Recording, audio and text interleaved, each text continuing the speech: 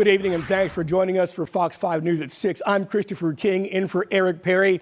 The GBI says a Douglasville woman is dead after her husband shot her outside their home last night. An officer opened fire at the husband during the incident. Fox 5's Kim Loeffler spoke to the woman's daughter today about what happened. Kim, today was actually her birthday. Yeah, it was. Sabrina Walker's family says she would have turned 57 years old today. She was also set to open her business here, Groomsmen Atlanta, and her daughter still wanted to have the grand opening today in her honor. Now, the GBI says Douglasville police officers got called to Littlebrook Way just before 9:30 last night and found Walker lying in the yard outside of her home. They say police saw a man later identified as her husband, Volanta LaJean Walker, armed with a handgun. The GBI says when Walker wouldn't comply with officers' command to drop the gun and pointed it at the officers, an officer shot him. Medics took him to a nearby hospital for treatment. The GBI says the couple got into an argument inside of the home. That's when investigators say Volanta chased Sabrina outside and shot her. Now, one of her daughters was there when this all happened. I literally brought a knife to a gunfight. I couldn't do anything. He could have took me with her. So as much as I wanted to save my mama, I'm happy I'm still here with all my sisters. It could have been worse. So I'm just blessed to be here. But my mama put her blood, sweat, and tears into this business, and we're gonna outlive her legacy with Groomsmen of Atlanta for sure. Now, Sabrina's daughters say she's had this shop since 2009, but just renovated the property, which is why she planned to have this grand opening today. Now, we're going to have much more on the legacy that Sabrina leaves behind that's coming up later on this evening right here on Fox 5. For now, live in Douglasville, Kim Loeffler, Fox 5 News. Kim, thank you. A shooting investigation now underway in Midtown. A man was shot overnight on Pine Street Southwest near the Midtown Village, a low-income housing program. It happened just after 1:30. Police say he was alert, conscious, and breathing. No word on a possible suspect or suspects. Atlanta police ask for your help identifying suspects in a violent robbery. It happened last Sunday on Northside Drive Northwest. Police say a large group of people got into a physical dispute.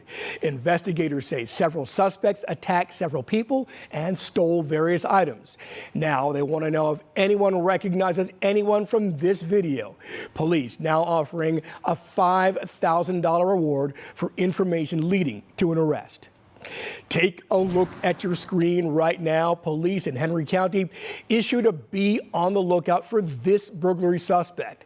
The burglary happened at a commercial business on Wednesday on Corporate Center Drive in Stockbridge.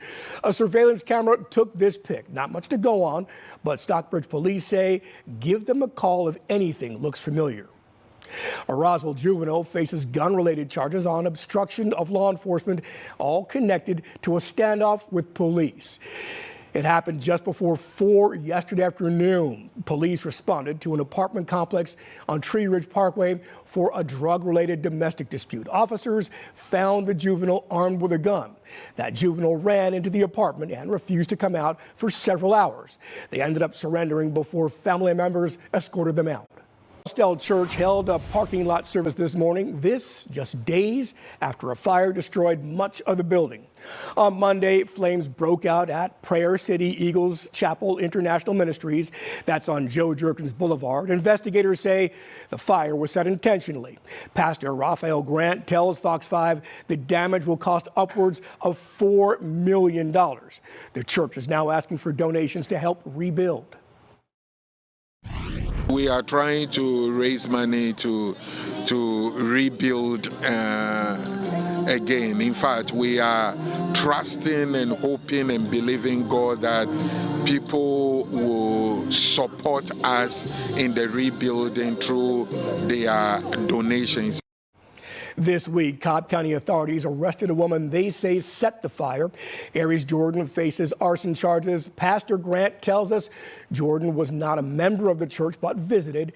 He also says Jordan sent threatening messages to his wife and others in the congregation. A show of solidarity for breast cancer survivors in Cobb County this weekend.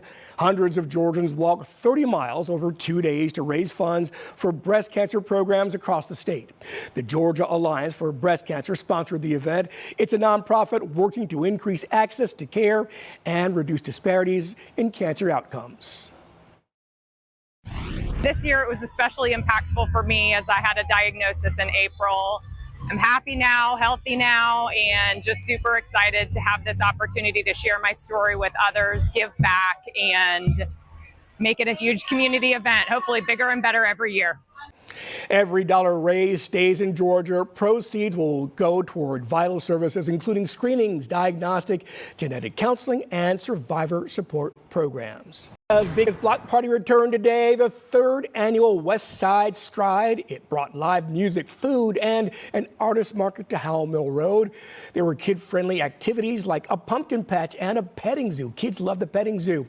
Westside Stride encouraged people to enjoy a car-free afternoon on Howell Mill between 8th Street and 17th Street.